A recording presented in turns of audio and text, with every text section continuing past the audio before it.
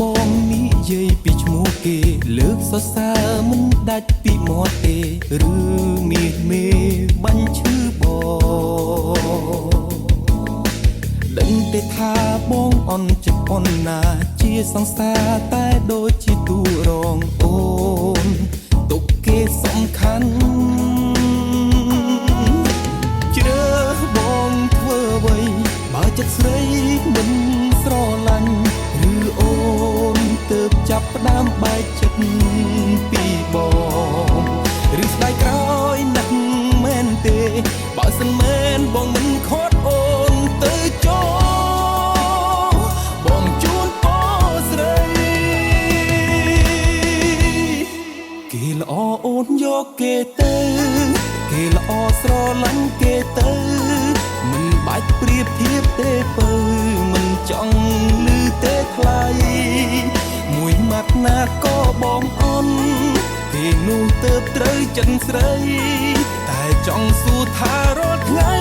អ្នកណាដែលធ្វើឲ្យអូនអាចសើចបានគុំស្រឡាញ់មើលត្រឹមតែសំបកឃើញគេលយចុងក្រោយប្រយ័ត្នក៏បានមួយឆាវរួចដល់ដៃប្រុសម្នាក់នេះទោះមិនល្អគ្រប់យ៉ាងតែមិនដែលគិតថាបោះបង់ស្រីឬក៏ចង់ដើរចេញជ្រើបងធ្វើអ្វីបើចិត្តស្រីមិនស្រឡាញ់ឬអូនទើបចាប់ផ្ដើមបែកចិត្តពីបងឬស្ដាយក្រោយណាស់មែនទេបើសិនមែនបងមិនខត់អូនទៅចោបងជួនពោស្រីគេល្អអូនយកគេទៅគេល្អស្រឡាញ់គេទៅមិនបាច់ប្រៀបធៀបទេពើមិនចង់ឮទេថ្លៃមួយម៉ាត់ណាក៏បងអន់គេនោះទៅត្រូវចិនស្រីតែចង់សួរថារាល់ថ្ងៃអ្នកណាដែលធ្វើឲ្យអូនអាចសើចបាន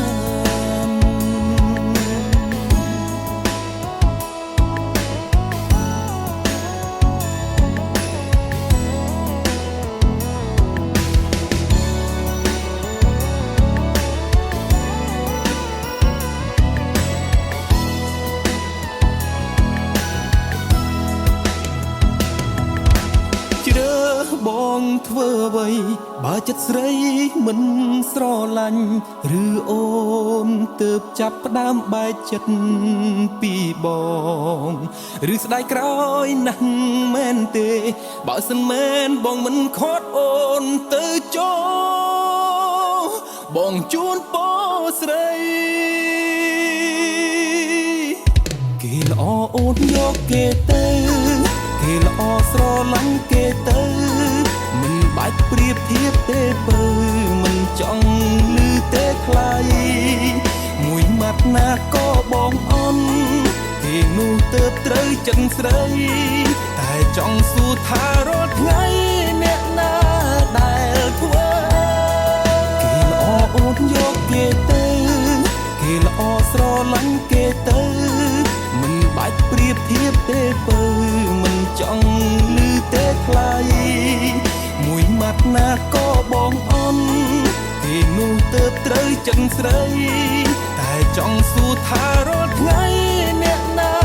ដែលធ្វើ